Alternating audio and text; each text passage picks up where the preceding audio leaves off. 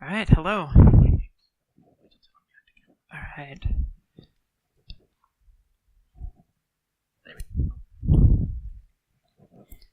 Just give him a second to kick on the recording here.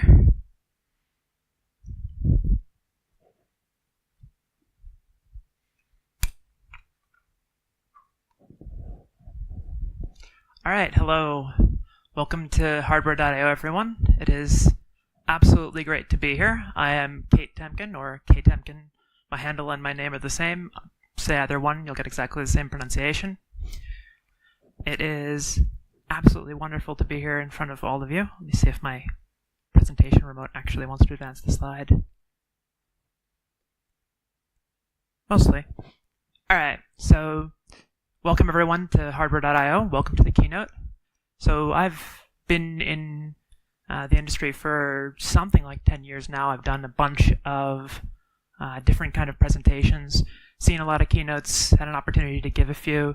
One of the things I've always taken away from these kind of addresses is that it is always really good to start these kind of conferences on an inspiring note, which, I guess kind of shows that I suck at keynotes. So we're here to talk about, let's see if I can get this down. Puff as much. So we are here to talk about hardware, specifically about the state of hardware security.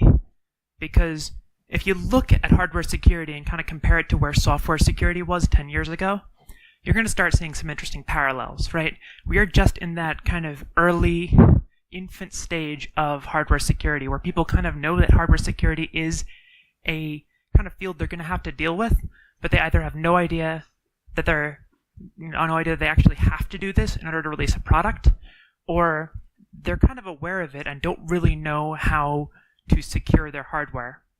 So other than the people in this room, most of the world is kind of sitting in that state, exactly where we were when kind of buffer overflow vulnerabilities started becoming a really big thing in the 90s, and kind of sitting there going like, okay, there are these people who can hack hardware, but what do we do about them? What does that mean for me, a manufacturer? And in worst cases, do I really have to do this? Is this something that I really have to do, or can I put out another Internet of Things light bulb?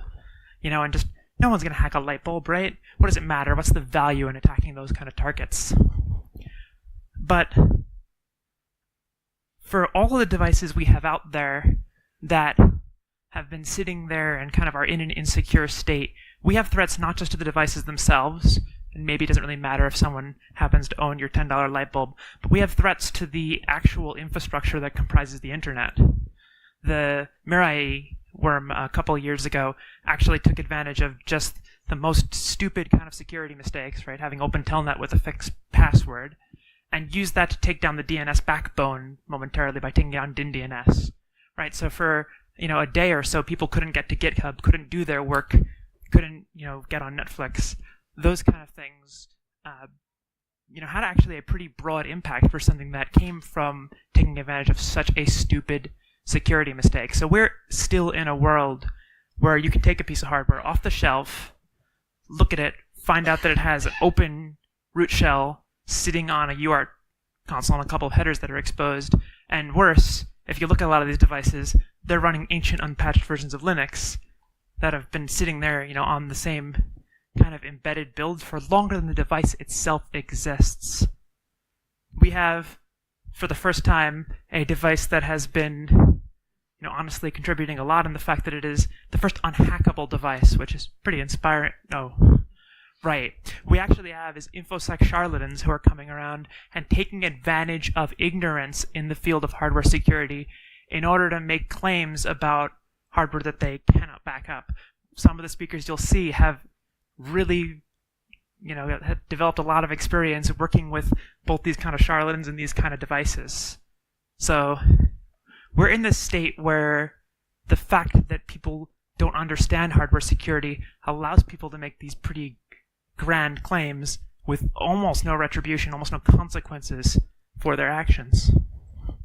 And we have devices that have been hardened to hack, devices that have software that's been audited to, literally to the point where there's so little surface area on some of these pieces that software techniques are generally not yielding a lot, that are based off of pieces of hardware that kind of give you a much larger attack surface. So we have devices that are really, really, really hardened into the software level, but where almost no hardening has been done on the actual pieces of hardware underneath. So in this case, we have the Nintendo Switch was a console where Nintendo had for once actually put a significant amount of effort into making sure that the software stack was as resistant to tampering as possible, but it turns out it kind of falls over in a light breeze when you go and actually attack the hardware.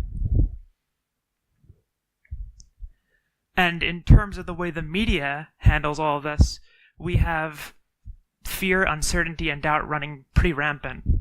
If you take a look at, this is an article from the Daily Mail, who we all know are a very reputable source of journalism, especially for cybersecurity.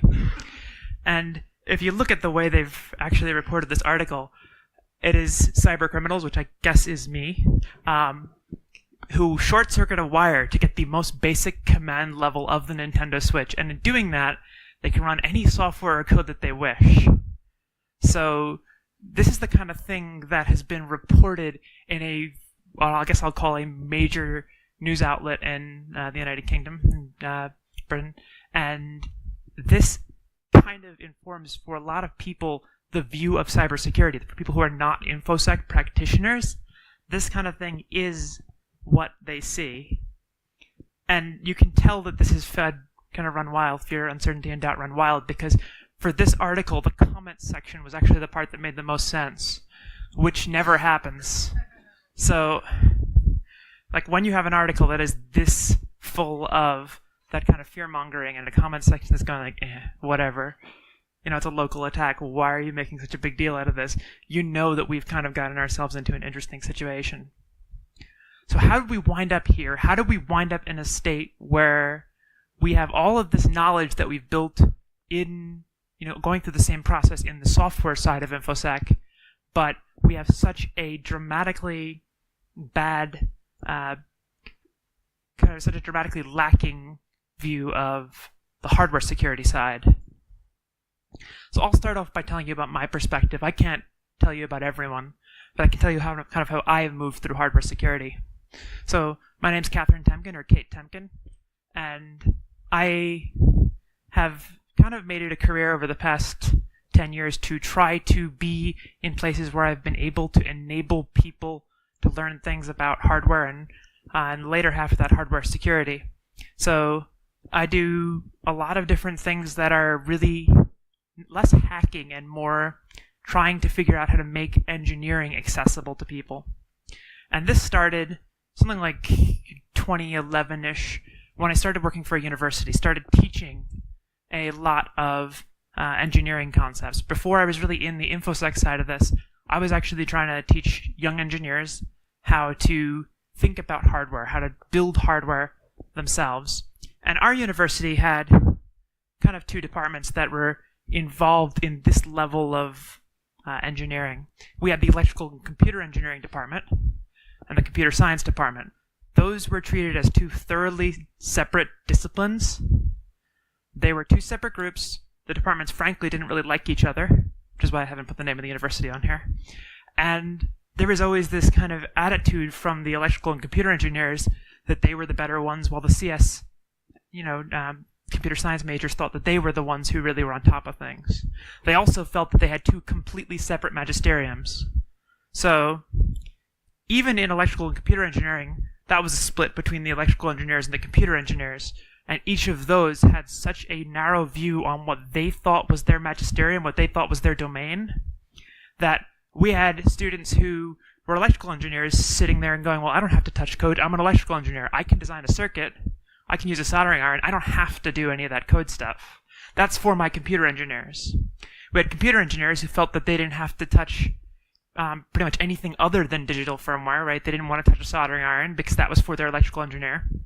They didn't necessarily have to touch anything that ran an operating system. They were so narrowly into their niche that they kind of actually limited themselves based on what they thought was their walk in life and what was their role. And so these students would kind of be under the false impression when they were working on a team with other engineers that they were the ones doing the firmware. They didn't have to learn about anything that sat underneath it. That was for implementation details. We had computer scientists who felt that the hardware was just something that they wound up getting a driver interface for. They didn't have to worry about that at all. And then we had the electrical engineers who said, okay, I'm going to make a circuit that works. Why should I care about how it's used afterwards? My part of the job is complete. No matter what, every one of these people, every one of these students kind of had the impression somewhere that they were somehow fundamentally different from the people they look up to. They looked at their professors and they looked at the people they had seen inventing things in the past, and they thought there was a fundamental difference between a student who learned techniques in school and applied them and the people who had created these kinds of things.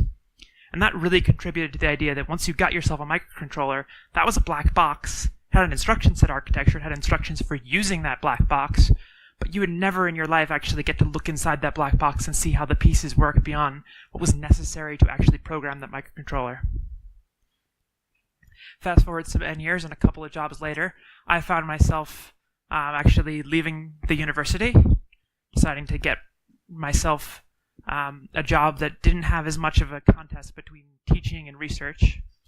And so I moved on to just doing kind of InfoSec research. I wound up founding my own company, and in founding my own company, I kind of got the opportunity to poke around with things that were more enjoyable to myself, as well as the things that I was working on for clients. And so what I started working on at the time was actually hacking the Nintendo Switch. And so this was really a neat target because, one, the processor that was kind of the centerpiece for the Switch was a target that was familiar to me. So I had already previously done some work for another company on the Tegra X1. I have been actually responsible with building a security hypervisor into the Android instances running on the Tegra X1. And so I thought, I have some familiarity with this. Why don't I try taking a look at the Switch and see if it kind of has some of the same security shortcomings as other devices that use the X1, like Google's Pixel C. And what I found, working with other people, what we found was that the Nintendo Switch was extremely difficult to attack on the software front. Software vulnerabilities existed, especially in lower firmware versions for the Switch, but they were kind of far and few between, and Nintendo had a pretty decent setup where once a vulnerability was found, they could release a new software version. At that point, on the hardware level, they could make sure that once that device had been upgraded, it was no longer capable of downgrading to previous versions of that firmware stack. So they were able to effectively have a pretty decent patching mechanism for these. But all of that software is built and sits on top of the hardware. So all the devices that sit here and execute that software are centered around that NVIDIA Tegra X1 processor, which is a kind of graphics-oriented embedded mobile phone style processor. And that hardware has its own second level of complexity. And so in order to be able to kind of take the same security that had been applied on the software side and know that that was going to continue, that was actually going to protect the device, you had to know that the same level of effort was placed into that device by NVIDIA in their Tegra processor. And so what was interesting is this is not just a hardware system, right? This system on a chip starts, and its start of day code runs from a boot ROM that is executed as software on a small dedicated purpose processor that is responsible for ensuring the root of trust for this device. That boot ROM is firmware. That firmware was written by NVIDIA and not Nintendo. And that is the piece that is doing all of the signatory checks for the system in order to ensure that at the start of day you are running trusted code in a trusted environment and locking out any peripherals that you shouldn't have access to before you move to the next level, or you move to the next stage of execution. But instead of having that boot ROM be well documented and accessible, NVIDIA chose to hide as many details as they could from the public view. So security engineers who were interested in auditing this device could not see any details about how the boot ROM executed beyond that if you did exactly these things, it would boot your device.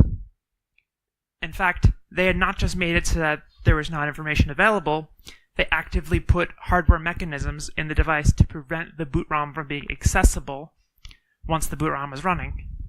So once the boot ROM had finished its job and was about to pass its control to the next stage, it actually engaged a lockout that prevented any future software from being able to access the code, which is a pretty standard practice. But given the boot ROM itself was pretty much a few standard drivers for an eMMC chip, drivers that pulled boot code off of an eMMC or off of USB or off of any of the different boot devices. There was nothing really proprietary in that code.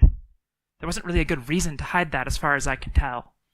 It wasn't like they were protecting their intellectual property by locking this out. Rather, they were just completing the illusion that this boot ROM was part of the hardware. So they're able to say, this boot ROM is just an implementation detail. When I say part of the hardware, I'm kind of as a vendor, I think the real thing you're supposed to take away is it's part of the hardware. Don't worry about it. It's not there for you. It'll do its job. Don't look at it. Don't bother touching it. It's there for, to get everything started, and you don't have to worry about what's in there. That is actually a pretty fundamentally broken approach if you're looking for hardware security. Because you're not gaining anything by hiding this. You're not hiding some IP that you're not already providing as example code for anyone who wants to use your peripherals. And you're not actually really gaining any security by hiding that from anyone, because the exploits that are there are still there.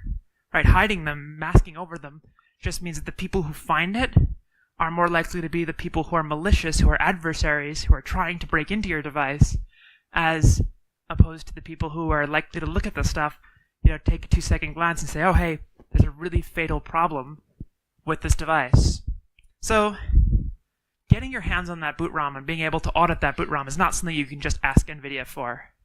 What happened instead in the actual console hacking scene is that a variety of people set up fault injection rigs. They took their very domain-specific knowledge and they got that boot ROM out there anyway.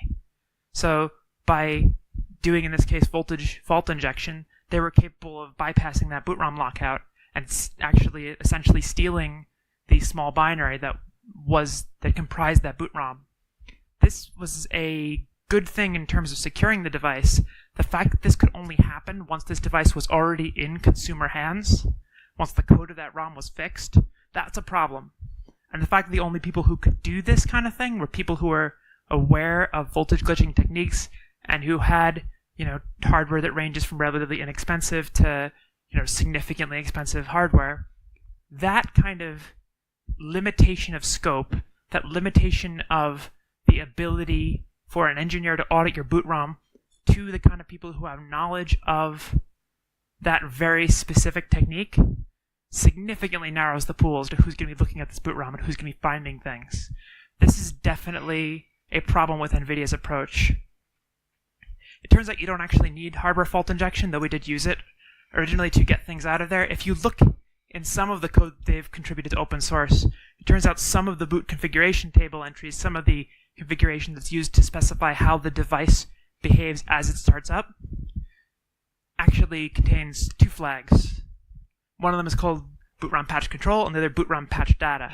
And if you're looking at this thing, trying to get a idea of what vulnerabilities there are from the outside, you're scouring over this. As soon as you see something called boot ROM patch, you're going, okay, is this something that I can use? And it turns out it's actually relatively easy to use these if you take a device that does not have production security set. For example, if you grab a NVIDIA dev board like the Jetson TX1, and you go and you write your own boot configuration table, you can specify these 2 flags and actually write to pretty much arbitrary memory by specifying the memory address in one and the value that you want to write to that memory in another. And it actually gives you the ability to live patch memory during the boot ROM. And given this is a tiny embedded device that doesn't really have significant protections, being able to overwrite a given address that happens to be, for example, on the stack, gives you full control of the device while its boot ROM is operating and before that boot ROM lockout takes place. So this is the kind of thing that would typically be protected, would be prevented from executing on a production device, but which is you're free to control on a unsecured development board, for example. That development board has the same boot ROM. So dumping the boot ROM off that development board means that you get the same boot ROM that is running on every Nintendo Switch, that is running on every one of these devices. So there's almost no point really to having that IROM protection, the boot ROM protection mechanism, if they're also going to give you something that allows you to basically overwrite any memory you want to on the device at the same time. So this is definitely the kind of thing that happens when you have lots of engineers working together on a project and not really understanding what each other's goals are. somebody said, we have to hide the boot ROM from people. We don't want them to be able to easily access it. But then they give you a nice little backdoor here that you can use to easily access the boot ROM. Meanwhile, while we were trying to get that boot ROM out to audit it, we also had a lot of luck just doing basic USB fuzzing. In this case, basically the idea of this USB fuzzing was to send it as many different standard requests as we could and to see what would happen if we just tweaked the details of those requests a little. So in this case, we're sending it a request that says, hey, give me 2 bytes of status. Right? It's a normal get status request. But one of the parameters we get to specify is the maximum length the device is allowed to respond with. And it turns out, instead of sending back 2 bytes no matter what, instead of using that as a maximum length, if we say, hey, give me 4096 bytes of status, the device spews out 4096 bytes of response, of which the first 2 bytes are your status, in this case all zeros, and the rest is a huge chunk of data that happened to be on the stack. So I have a view of the stack for the device and everything that follows the stack, which is kind of a pretty interesting info leak, but maybe this is not directly exploitable. Maybe, if everything's done correctly, maybe there's no keys, maybe there's nothing vital in this block. But once you start seeing this kind of thing, looking at the device from the outside, you're saying, if they can make this kind of mistake, what other kind of mistakes did they make? It turns out that what was actually happening here was not just a information leak, but there was actually a mem copy inside the boot ROM whose length was controlled by that user-controlled request length. So you could actually do a mem copy that was of a user-controlled length, and which, luckily, so we got a big chunk of the stack. Turns out a bunch of the data that was both in that stack and following that stack happened to be data that the user could manipulate and control, which means that we actually had the capability to make a user-controlled copy that is of a given length that happens to be before the stack, into a buffer that's before the stack, and where we control the contents of most of that copy. And given this thing doesn't have any ASLR or anything, it's running in a very limited context, that's basically game over. We can put our payload at the end of the thing, we can write whatever code we want to, issue that malform request, issue that request saying, hey, I want a really long status byte from you, please.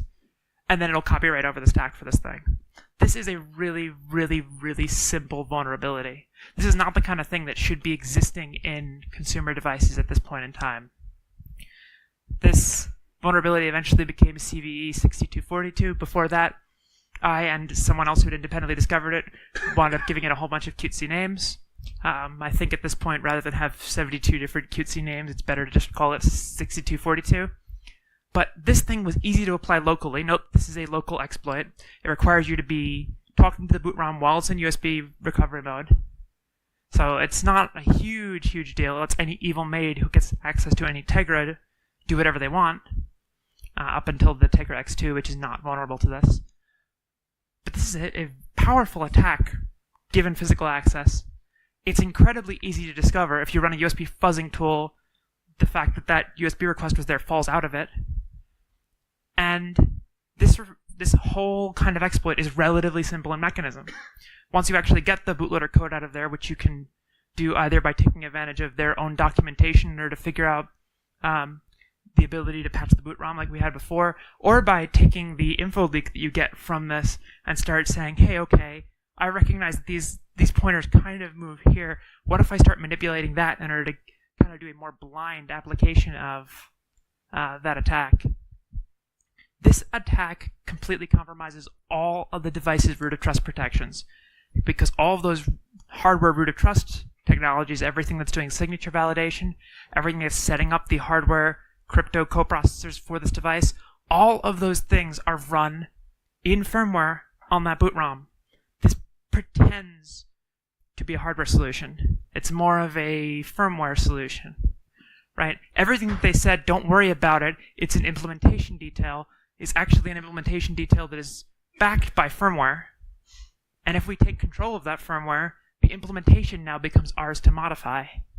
So here, at this point, what we can do is take advantage of the boot ROM vulnerability to completely control how signature validation is done, how key generation is done. We can read out these supposedly write-only key slots. We can actually access this device's kind of all the seeds of that root of trust, all the things that are burned into the hardware itself, burned into the fuses, that are not supposed to ever be accessible to software running in the device besides the security coprocessor. Those are all ours to just, do whatever we'd like with. And so this is a very expansive vulnerability that compromises the entire root of trust on all the relevant processors.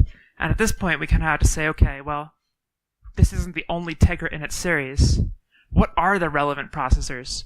So we were hacking on the Tegra X1, but it turns out that everything from the X1 going backwards was affected by the same vulnerability. So if you look at this is a vulnerability that has existed in NVIDIA processors for a decade. Every one of these processors that has a USB recovery mode, which extends all the way back to the first Tegra class processor, has this or an equivalent implementation vulnerability. That memcopy's there in every one of these. And so you really have to start asking yourself, how the hell did we get here? This is a vulnerability that impacts a huge number of processors. It's a relatively simple vulnerability. It is the kind of thing that really someone doing a basic security audit should have seen. Even if they were doing that security audit, from inside NVIDIA and saying, hey, maybe we should just check to make sure that we never can have an unbounded memcopy, right? If you got a binary from this and you identified a memcopy function, one of the first things that I would do, I think a lot of you would do, is go take a look at where that memcopy function is used and just kind of say, okay, there's 7 or 8 instances of that memcopy.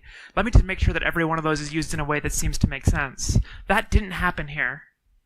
No one in NVIDIA did this kind of auditing. No one outside of NVIDIA did this kind of auditing before this processor was used in the Nintendo Switch. Turns out that you have actually 2 options when you want to get a device penetration tested. You can either hire a red team, have them do your penetration testing, or you can put it in a game console and just let the public do it. But this device here, finally when it was used in the Nintendo Switch, people cared enough to audit it and find that vulnerability. I do not know that we were the first people to find this vulnerability, because given that 10-year span, it is entirely possible that somebody else did the basic fuzzing of this to figure out that the vulnerability existed, and just decided it wasn't in their best interest to tell anyone. It's possible that before we discovered this, someone else discovered it and then gave it to their nation state or to their zero-day broker. And so it's entirely possible that before this CVE was allocated, somebody like the United States NSA, had this in their ant catalog, or their equivalent. So this is a really significant problem, both because there's already that asymmetry between the attackers and defenders. Why are we in a situation where people like NVIDIA are making that information asymmetry worse by hiding their boot ROM?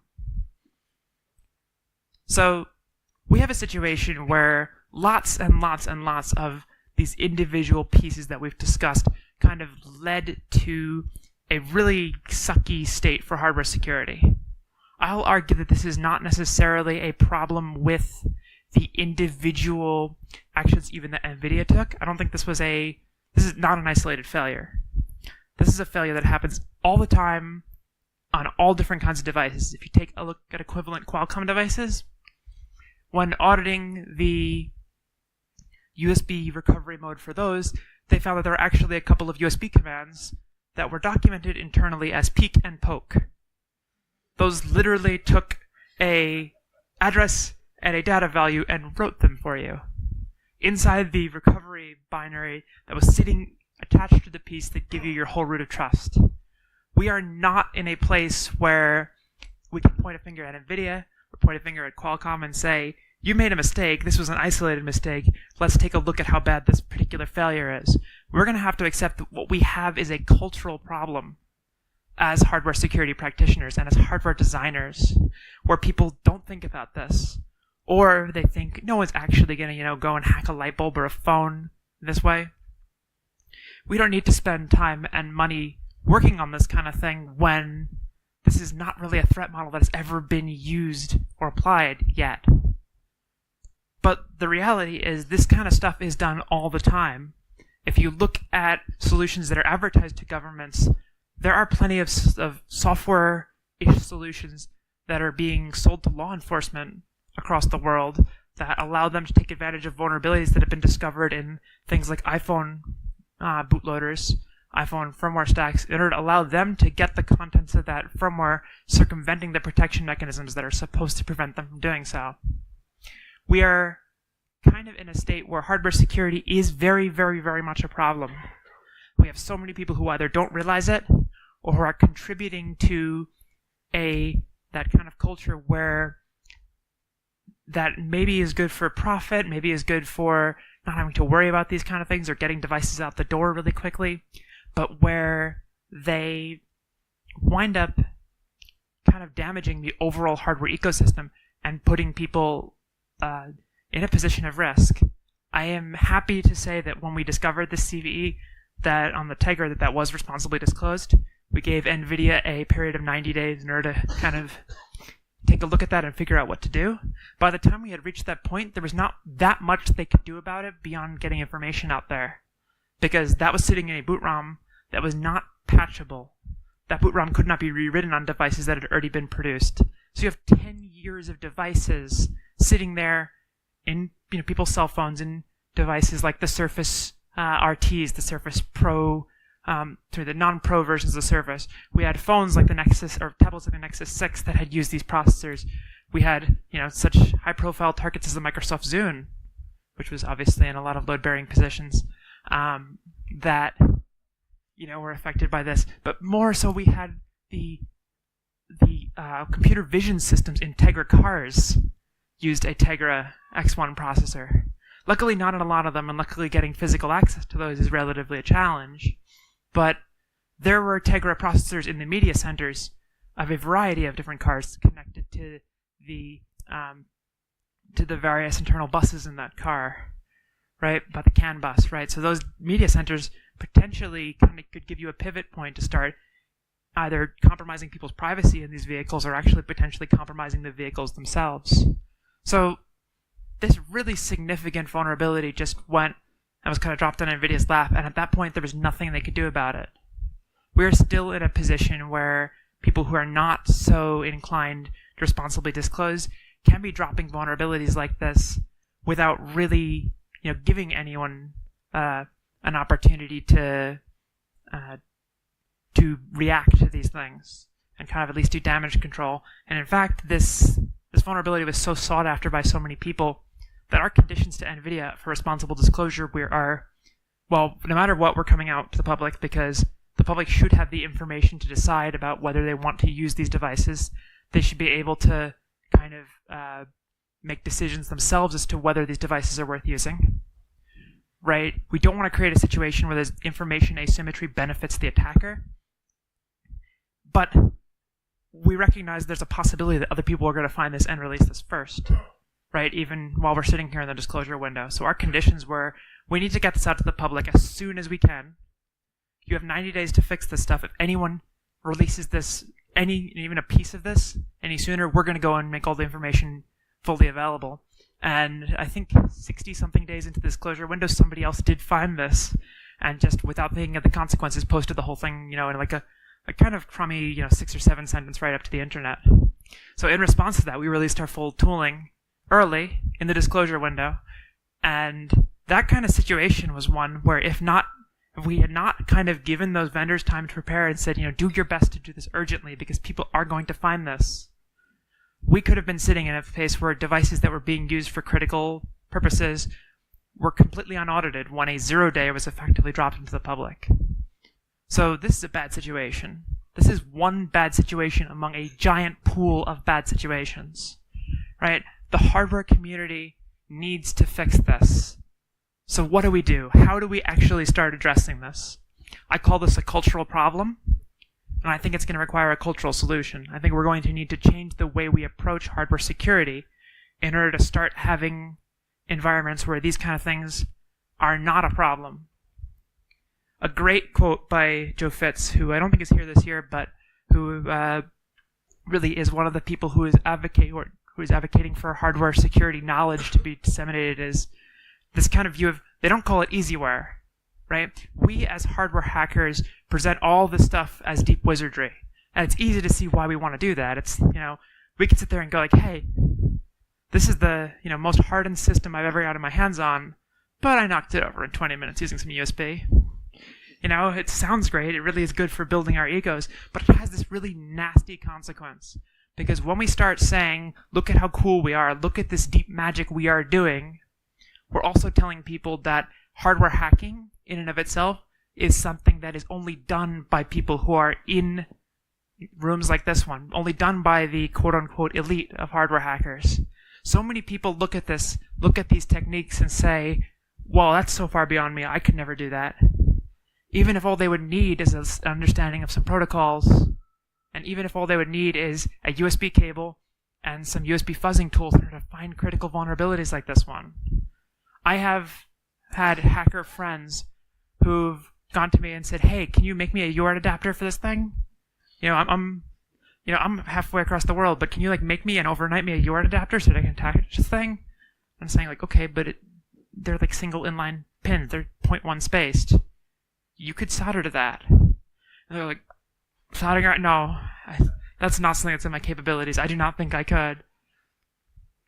We can't keep convincing people that hardware is somehow this magical, mystical, separate domain than the domain we all work in. Software developers work with a lot of different technologies. They work with web technologies, they work with C, they program kernels. People who are in that computer science kind of domain are not in such a separate domain that they don't have to worry about the hardware or understand the hardware. We have to stop treating this like this is somehow special or different, even if it lets us, walk into rooms and say, hey, I'm a hardware wizard. Look at what I can do. So this idea that they don't call it easyware, the idea that this is somehow separate, which is brought up by Joe Fitz always in this kind of great model of, I'm going to tell you how this stuff is, and I'm going to tell you how to do it. I'm going to show you that you can be the kind of person who attacks hardware. I think that's both a really great summation of kind of the mindset that we need to get away from, and a great solution to these kind of things. We need to show that hardware hacking is approachable and the kind of thing that can be done by anyone. We need to fill in that artificial divide between hardware and software engineers. We need to make it so that we don't ever have another electrical engineer going oh, that's C, I don't think I can touch it. Or another, software person saying I'm a software guy, I don't have to touch this.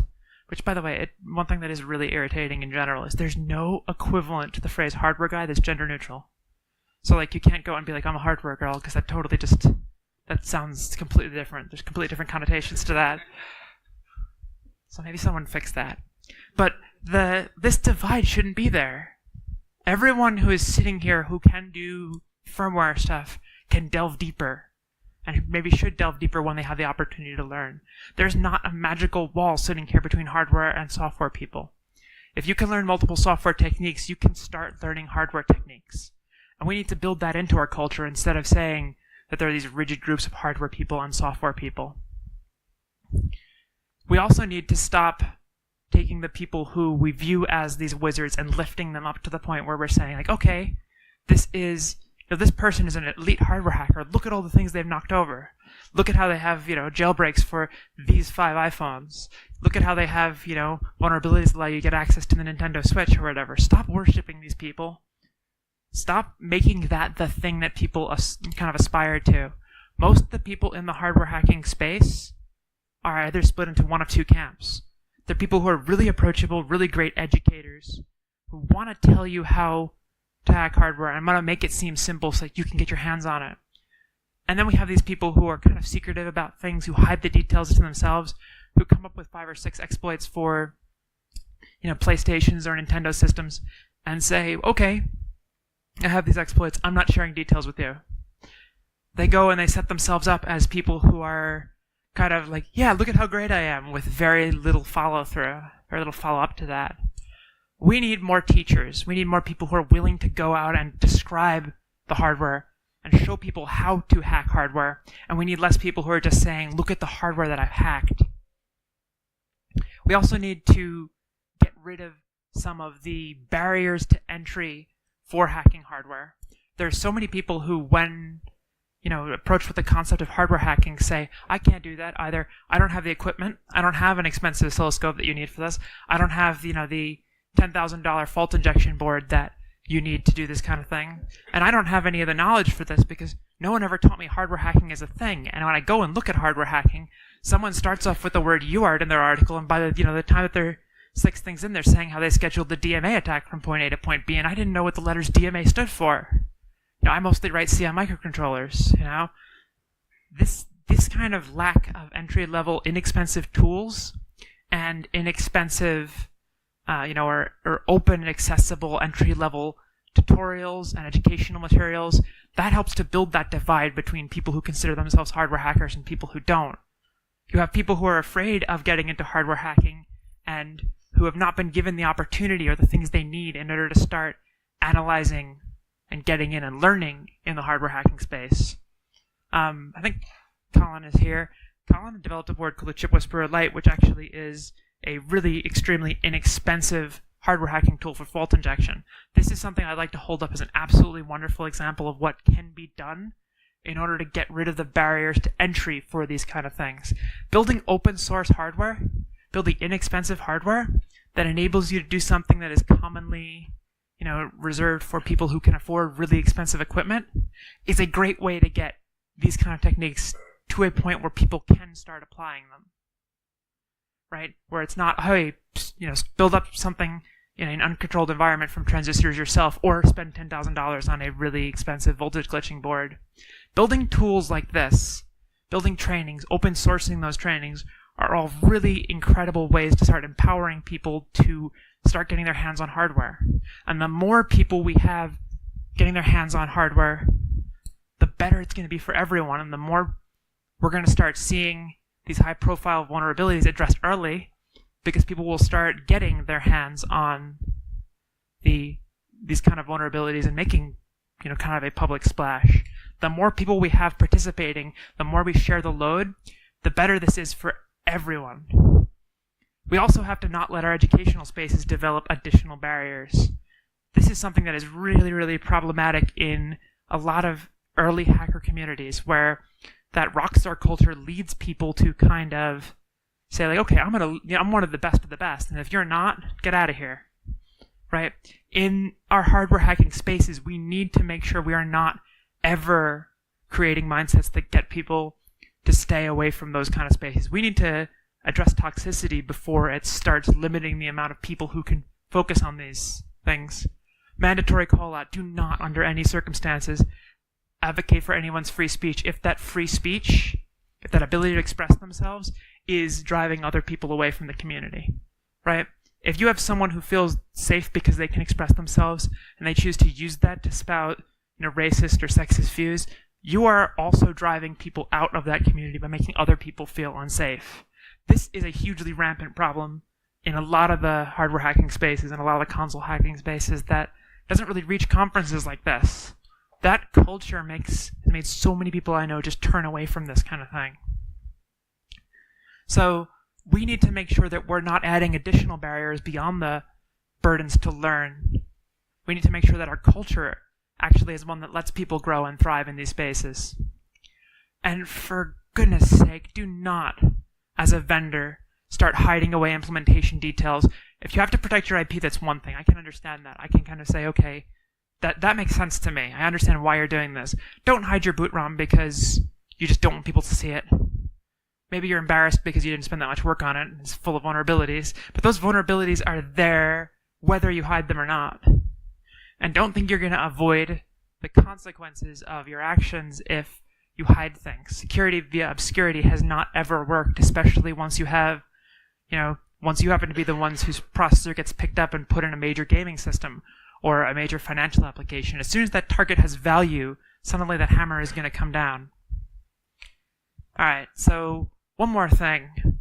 Why am I bringing this up now? What's the point of telling this to you people gathered here at hardwear.io? We've already heard that the people in this room are kind of the best in this niche of hardware. And I have the beginning of the speakers list just kind of as a prop here to kind of demonstrate that we have people here who care about hardware. We have people who participate in the community and have come here because they're willing to share. Other people have come here because they're willing to learn, and hopefully in learning start to develop their own techniques and their own media to share. We have people who are not even necessarily the best of the best. I want to avoid that idea that we have rock stars in this field, but people who are coming here able and willing to provide those kinds of pieces. I said in the beginning that I think a keynote should be inspiring, and then I immediately told you hardware security sucks. Hopefully, to most of the people who are in this room, that is an inspirational sentiment. Because hopefully most of the people who are in this room see an opportunity in that. And hopefully everyone who looks at the state of hardware security says, this is something we can do better. And by giving a talk here or describing a technique, I've come here to try to help you get, started with this stuff. I've started trying to build, things that fill that gap, that address that need.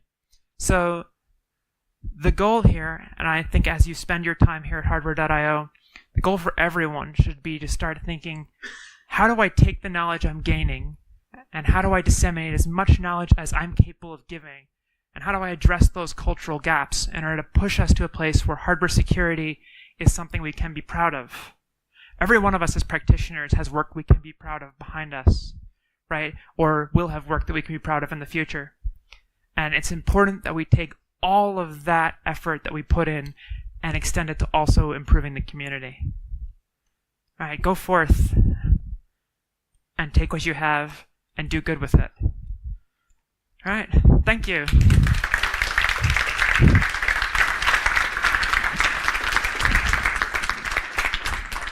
Who would like to start with a question?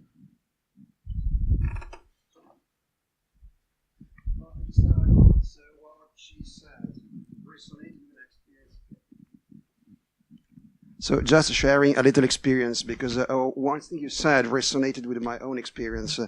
So one day I was talking with a partner.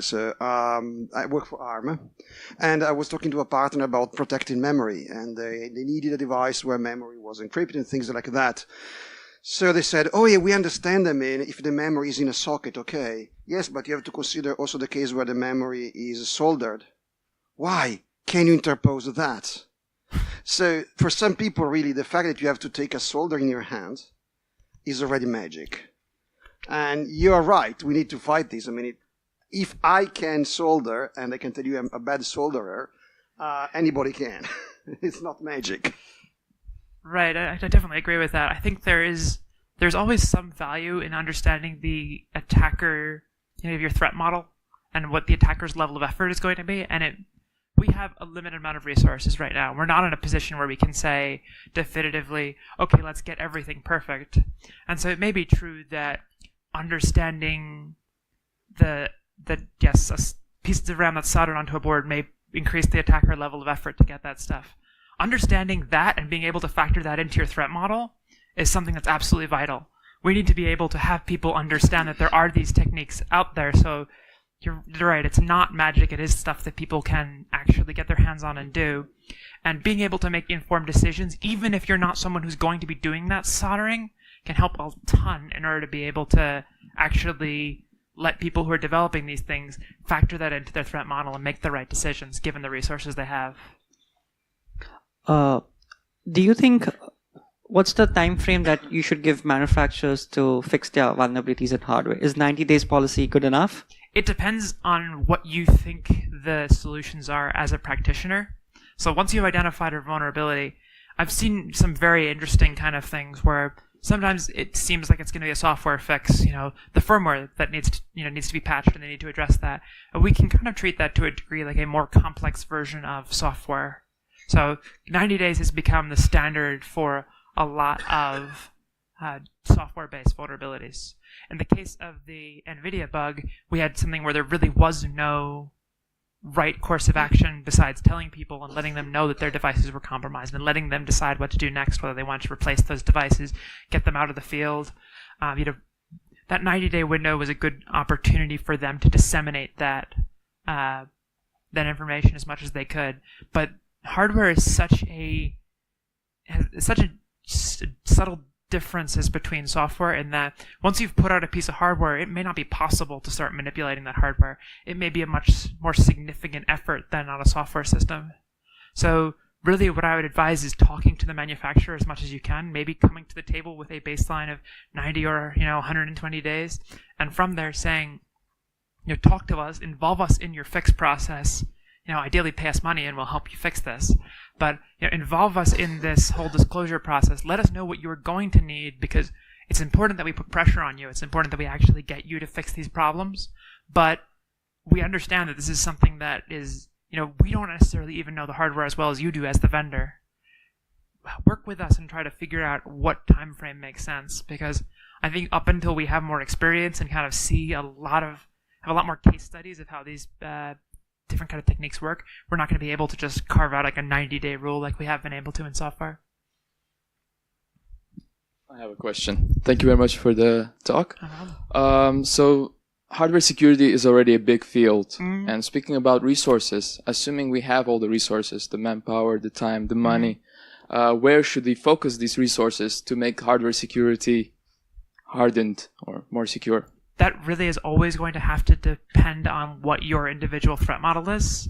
So if your threat model is as expansive as all of hardware security, I would suggest taking a look at the things that are happening now, the current kind of state-of-the-art breaches, what you are seeing, and identify, trying to identify what lack of skills led to these kind of situations. If you can identify that, then you can kind of reactively say, for now, we don't necessarily know the whole shape of the field or what's lacking, but we can start making it so that, penetration testers are armed with the right kind of techniques, and so on defensive engineers are armed with the right kind of techniques to deal with the threats of today. And we can kind of react and grow expand as we get more resources. If you do have an individual threat model, that definitely informs what you're going to look into with your individual group. All right. Thank you. We have time for one more question.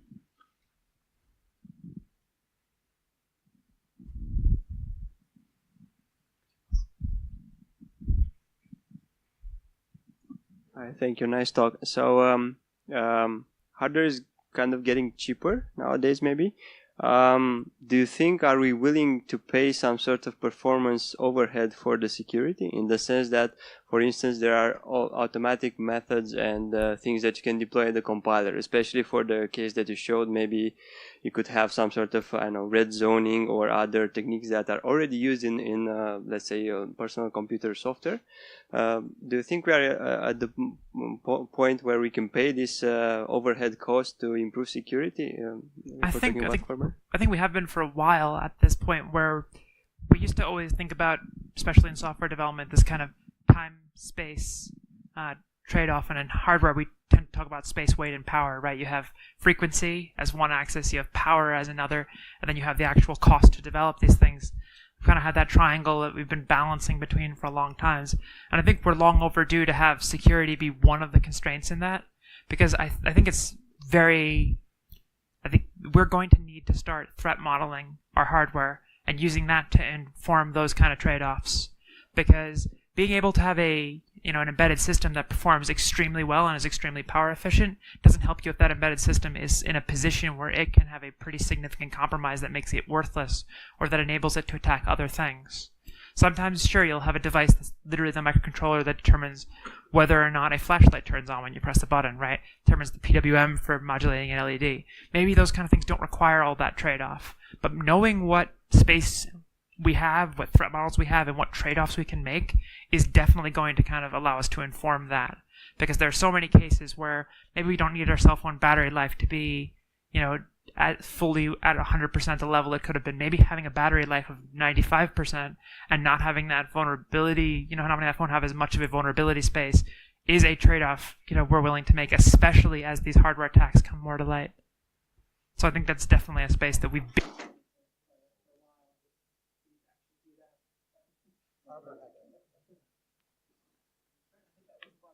Yeah. Thank you, Gabe. Thank you.